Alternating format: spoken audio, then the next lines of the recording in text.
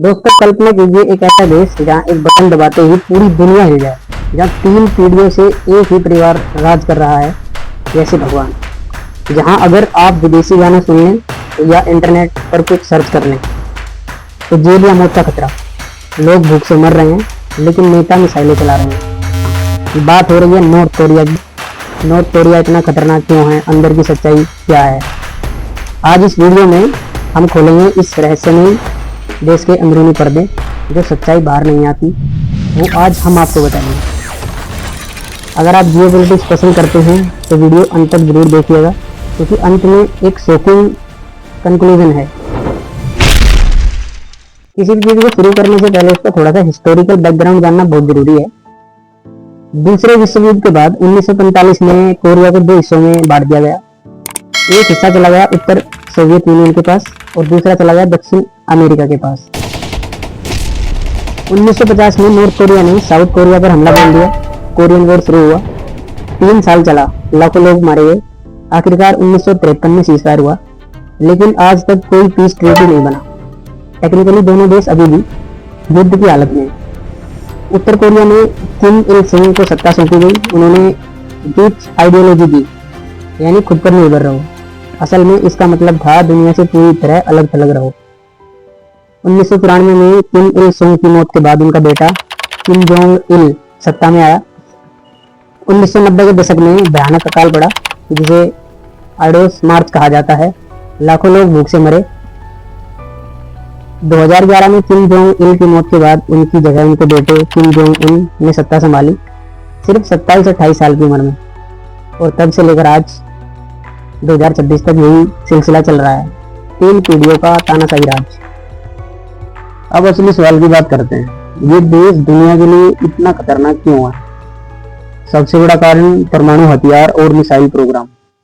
2006 से अब तक नॉर्थ कोरिया 6 न्यूक्लियर टेस्ट कर चुका है।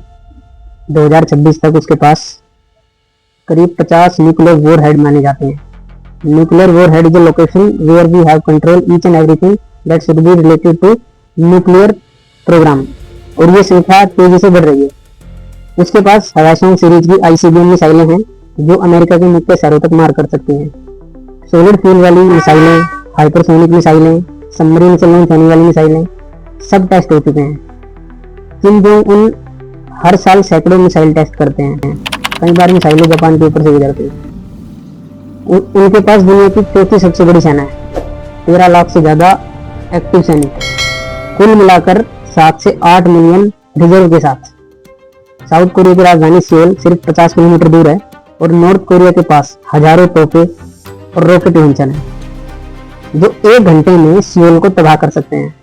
साथ ही साइबर वॉरफेयर, उनका लजारुस ग्रुप दुनिया के सबसे खतरनाक हैकिंग ग्रुप में से एक है।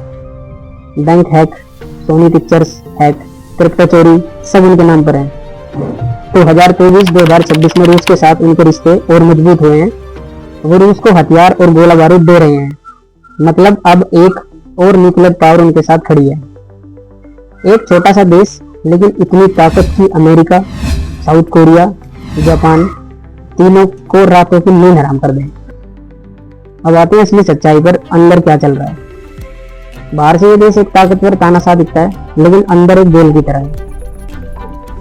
जानते हैं वो कारण क्या है कि ऐसा क्यों है कि इसको एक जेल की तरह देखा जा रहा है। लोग ऐसा क्यों समझ रहे हैं। सबसे पहले कुल्ट ऑफ पर्सनैलिटी।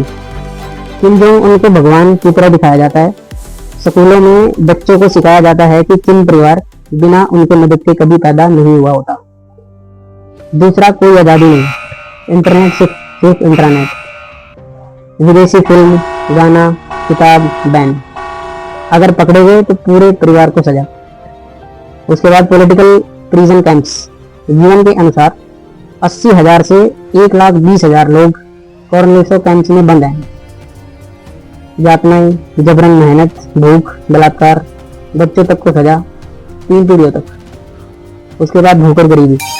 आधिकारिक आंकड़े छुपाए जाते हैं, लेकिन डिफेक्टर्स बताते हैं कि बहुत से लोग अभी भी भूख से जूझ रहे हैं, जबकि नेता पेरिस में शॉपिंग करने जाते हैं और बुलेट ट्रेन चलवाते हैं।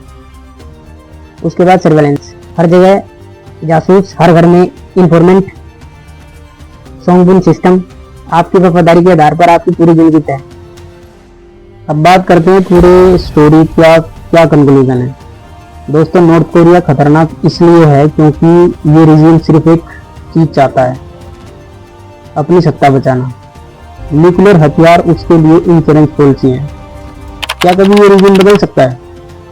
क्या कभी कोरिया फिर से एक होगा? ये सवाल आज भी हम सुलझा है। लेकिन एक बात पक्की है, हमें इस देश की सच्चाई समझनी होगी, क्योंकि ये सिर्फ कोरिया का नहीं, पूरी दुनिया का मुद्दा है। अगर वीडियो पसंद आया हो तो लाइक करो, शेयर करो और चैनल को सब्सक्राइब करना मत भूलें और बेल आइकन को जरूर दबाएं। कमेंट में बताना आपको क्या लगता है, नॉर्थ कोरिया कभी बदल सकता है या नहीं। अगले वीडियो में मिलते हैं किसी और धमाकेदार जियोपॉलिटिक्स टॉपिक के साथ। तब तक जय हिंद, जय भारत।